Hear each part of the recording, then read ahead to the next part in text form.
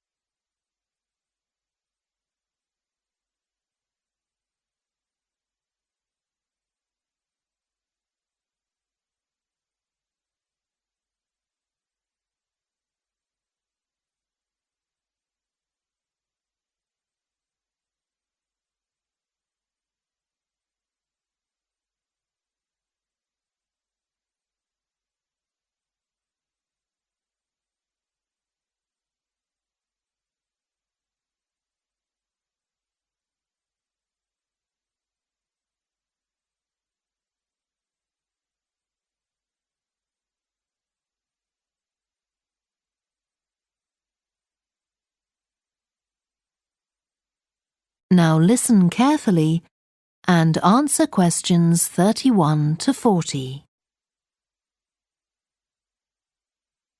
So, what I'm going to talk about to you today is something called ethnography. This is a type of research aimed at exploring the way human cultures work. It was first developed for use in anthropology, and it's also been used in sociology and communication studies. So, what's it got to do with business, you may ask? Well, businesses are finding that ethnography can offer them deeper insight into the possible needs of customers, either present or future, as well as providing valuable information about their attitudes towards existing products.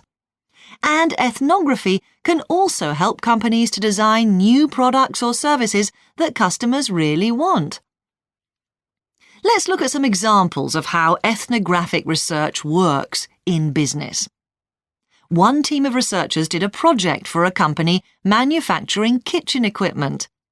They watched how cooks used measuring cups to measure out things like sugar and flour. They saw that the cooks had to check and recheck the contents because although the measuring cups had numbers inside them, the cooks couldn't see these easily. So, a new design of cup was developed to overcome this problem, and it was a top seller.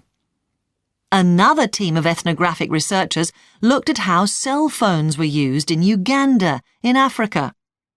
They found that people who didn't have their own phones could pay to use the phones of local entrepreneurs. Because these customers paid in advance for their calls, they were eager to know how much time they'd spent on the call so far. So, the phone company designed phones for use globally with this added feature. Ethnographic research has also been carried out in computer companies. In one company, IT systems administrators were observed for several weeks. It was found that a large amount of their work involved communicating with colleagues in order to solve problems, but that they didn't have a standard way of exchanging information from spreadsheets and so on. So, the team came up with an idea for software that would help them to do this. In another piece of research, a team observed and talked to nurses working in hospitals. This led to the recognition that the nurses needed to access the computer records of their patients no matter where they were. This led to the development of a portable computer tablet that allowed the nurses to check records in locations throughout the hospital. Occasionally, research can be done even in environments where the researchers can't be present. For example, in one project done for an airline, respondents used their smartphones to record information during airline trips, in a study aiming at tracking the emotions of passengers during a flight.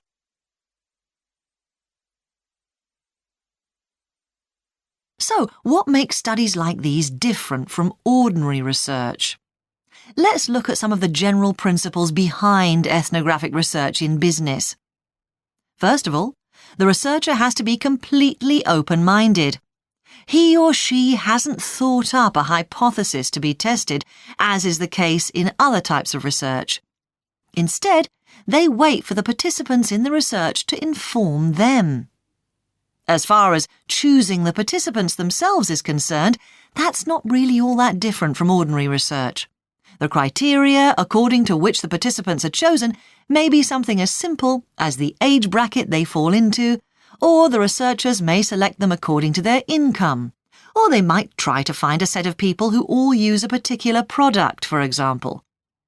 But it's absolutely crucial to recruit the right people as participants. As well as the criteria I've mentioned, they have to be comfortable talking about themselves and being watched as they go about their activities. Actually, most researchers say that people open up pretty easily, maybe because they're often in their own home or workplace. So, what makes this type of research special is that it's not just a matter of sending a questionnaire to the participants. Instead, the research is usually based on first-hand observation of what they are doing at the time.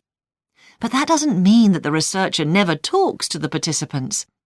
However, unlike in traditional research, in this case, it's the participant rather than the researchers who decides what direction the interview will follow. This means that there's less likelihood of the researcher imposing his or her own ideas on the participant. But after they've said goodbye to their participants and got back to their office, the researcher's work isn't finished. Most researchers estimate that 70 to 80% of their time is spent not on the collecting of data, but on its analysis, looking at photos, listening to recordings and transcribing them, and so on. The researchers may end up with hundreds of pages of notes. And to determine what's significant, they don't focus on the sensational things or the unusual things. Instead, they try to identify a pattern of some sort in all this data and to discern the meaning behind it. This can result in some compelling insights that can, in turn, feed back to the whole design process. That is the end of section 4. You now have half a minute to check your answers.